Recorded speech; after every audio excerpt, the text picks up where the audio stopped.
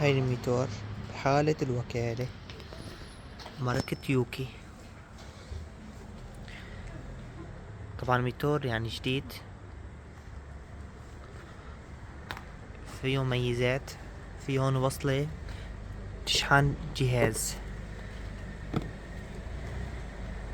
وصلة تشحن جهاز، زائد برجع اناريه من هون اذا رجعت اناريه. بارك تثبيت سرعة، فيه 3 سرعات.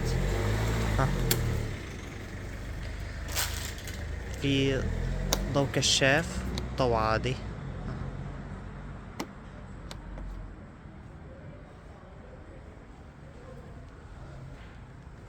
هاي الميتور لونه فضي. هاي هون